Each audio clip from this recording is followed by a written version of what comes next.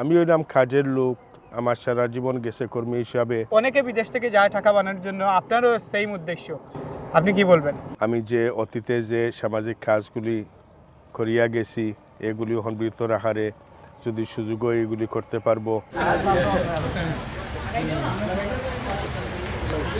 2005 সালে তিলপাড়া ইউনিয়নে একটি পাঞ্জে কেনার জন্য এলাকাবাসী এসেছিলেন অ্যাডভোকেট জাহিদুর রহমানের কাছে। তিনি সেই মসজিদ অর্থাৎ পাঞ্জেগানাটি করে দেওয়ার জন্য প্রতিশ্রুতি দিয়েছিলেন। পরবর্তী সময়ে সেই মসজিদের জমি সংক্রান্ত বিষয় নিয়ে জটিলতা সৃষ্টি হলে সেখানে এই মসজিদটি আর পুনর্নির্মাণ সম্ভব হয়নি। পরবর্তী সময়ে তিনি মসজিদ কমিটি এবং মাদ্রাসা কমিটির সাথে আলাপ আলোচনা করে নতুন জায়গা ক্রয় করে মসজিদ নির্মাণের জন্য ওনাদেরকে প্রস্তাব দেন। সেই নতুন জায়গা ক্রয় করতে প্রায় 5 লাখ টাকা খরচ করে এবং সেখানে একটি মসজিদ প্রতিষ্ঠা করেন প্রায় 70 থেকে 80 লক্ষ টাকা ব্যয়ে।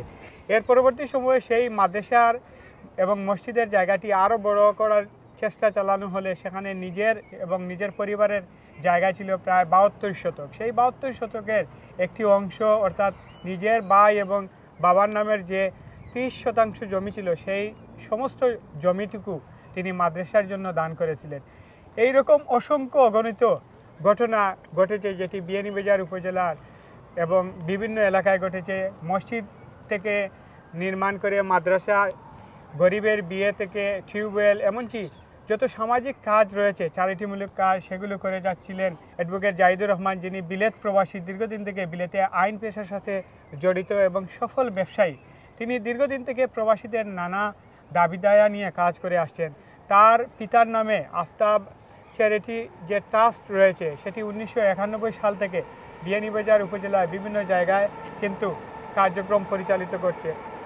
বাংলাদেশের পরিবর্তিত পরিস্থিতিতে 5ই আগস্টের পর তিনি হঠাৎ বাংলাদেশে রাজনৈতিক সম্পৃক্ততা তার বেড়েছে। বিশেষ করে গণ অধিকার পরিষদের কেন্দ্রীয় কমিটির সদস্য হিসেবে তিনি সিলেট 6 আসনে আগামী সংসদ নির্বাচনে তিনি প্রতিদ্বন্দ্বিতা করার ঘোষণা দিয়েছেন। শুধু ঘোষণা দেন নাই, ঘোষণা দিয়েই তিনি নিজের ফান্ড থেকে কাড়ি কাড়ি টাকা এলাকার উন্নয়নের, যেটা দীর্ঘদিন থেকে করে আসছিলেন নিঃস্বার্থভাবে, এখন তিনি বলছেন রাজনৈতিকভাবে যদি বৃহত্তর আকারে যদি উন্নয়ন করা সম্ভব হয় তাহলে অবশ্যই জনপ্রতিনিধি হওয়া দরকার। তিনি মনে করছেন তার যে যোগ্যতা এবং সততা রয়েছে, এই সততা এবং যোগ্যতার মাধ্যমে তিনি সিলেট 6 আসন, বিয়ানীবাজার গোলাপগঞ্জ আসনে ব্যাপক পরিবর্তন করতে পারবেন। আমরা জানার চেষ্টা করব তার এই অনুভূতি। আসলে একটা জিনিস বিষয়, যিনি ছোটো তাকে প্রায় 5-6 বছরে বিলেতে এসেছিলেন পিতার সাথে এবং বিলেতে এসে লেখাপড়া থেকে শুরু করে ব্যবসায়ী হিসেবে সফল হয়েছেন এবং অ্যাজ এ প্রফেশনাল তিনি তার প্রতিষ্ঠান গড়ে তুলেছেন যেখানে শত শত মানুষ বাংলাদেশে এবং এই দেশে কাজ করছেন। তিনি মনে করছেন তিনি যদি বাংলাদেশে নির্বাচিত হতে পারেন আরও অনেকগুলো কাজ করা সম্ভব।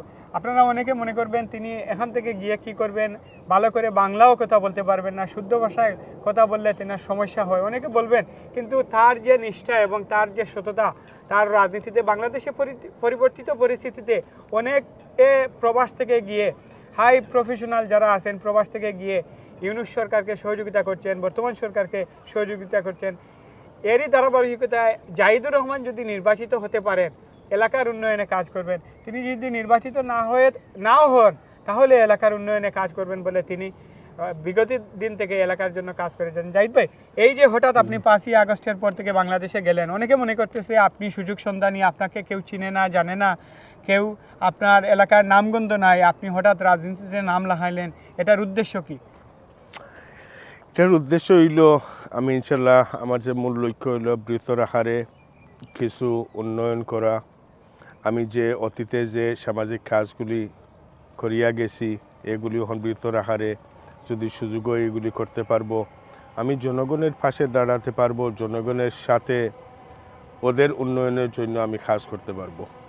আমি আসলে আপনি একটা প্রশ্ন করেন যে আমি কথা বলতে পারি না, আমি কিন্তু কথা বলার লোক না, আমি কথা বলার জন্য আসছিও না। অনেকে কথা বলছে, অনেক কথা আপনারা সবে শুনছেন, অনেক প্রতিশ্রুতিও দেওয়া হয়েছে আপনাকে। আমি হইলাম কাজের লোক, আমার সারা জীবন গেছে কর্মী হিসাবে। যদিও আমার ব্যবসা প্রতিষ্ঠান, বিভিন্ন ব্যবসা প্রতিষ্ঠান আছে, আমি কিন্তু কর্মী হিসাবে আমি কাজ করি।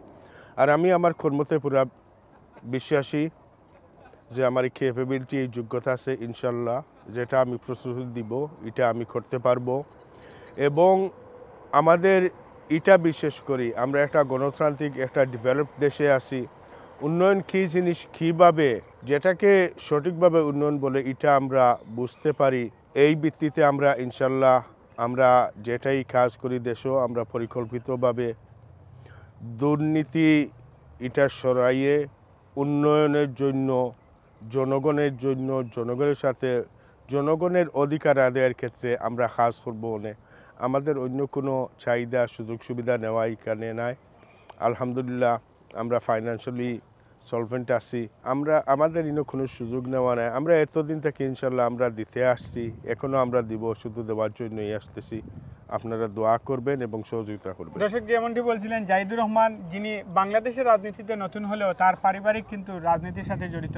বিশেষ করে তিনি দীর্ঘদিন থেকে যুক্তরাজ্যে বসবাস করছেন। তার ইমিডিয়েট ছোট ভাই সলিসিটার আতিকুর রহমান, যিনি কিছুদিন আগেও কনজারভেটিভ দল কিন্তু এই ব্রিটেনের ক্ষমতায় ছিল, এই পার্টি থেকে এমপি ক্যান্ডিডেট ছিলেন এবং মেয়র ক্যান্ডিডেট ছিলেন এবং তার নির্বাচনী ক্যাম্পেইন খুব কাছ থেকে মনিটরিং করেছিলেন জাহিদ ভাই এবং অন্যতম সমন্বয়ক ছিলেন সেই নির্বাচনে।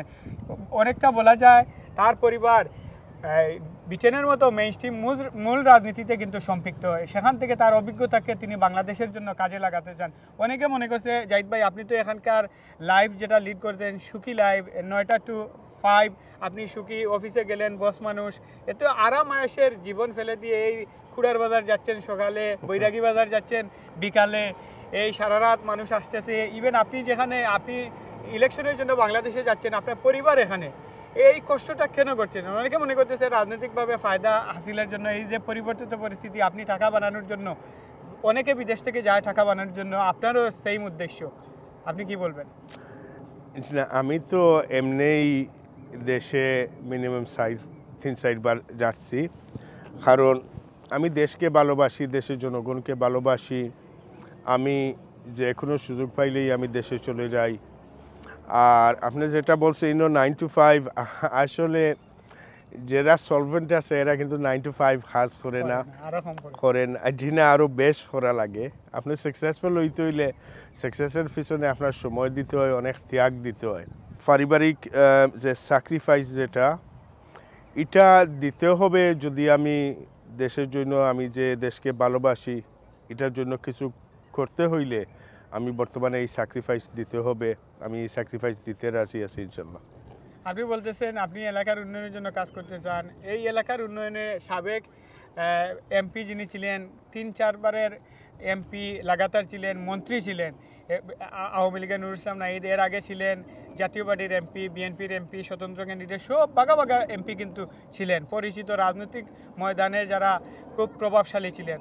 তাদের তুলনায় আপনি রাজনীতিতে অনেকটা নবীন, আপনি কি চেঞ্জ করতে পারবেন?